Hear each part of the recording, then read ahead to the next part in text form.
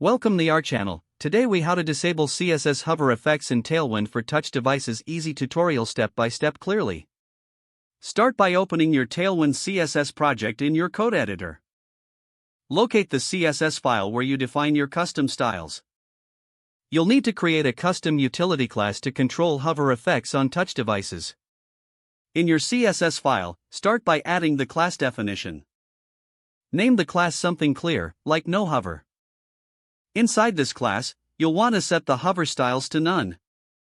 Next, box shadow and other hover effects should be removed or adjusted as needed. Now, move to your HTML files where you use Tailwind classes. Identify elements that have hover effects applied.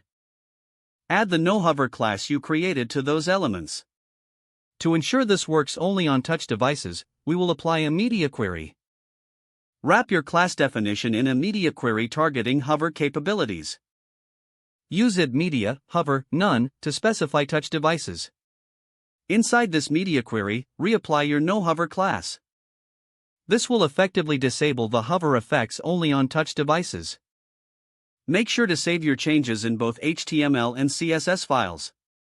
To test, open your project in a browser on a touch device. Check that hover effects are no longer functional on those elements. You have now successfully disabled CSS hover effects in Tailwind for touch devices.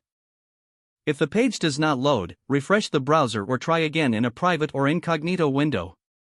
Make sure you are using the correct email address, then retype it carefully to avoid small typos. If your password is not accepted, use the reset option and create a new strong password you can remember. Check your spam folder for verification or security emails, then complete any requested confirmation steps. Enable two-factor authentication if available to improve account security and reduce unauthorized access risk. After signing in, review your profile details so your contact information and settings are accurate and current. If you see an error message, note it down and try again after restarting your device and internet connection. Log out when you finish, especially on shared devices, to keep your account and payment information secure. If the page does not load, refresh the browser or try again in a private or incognito window.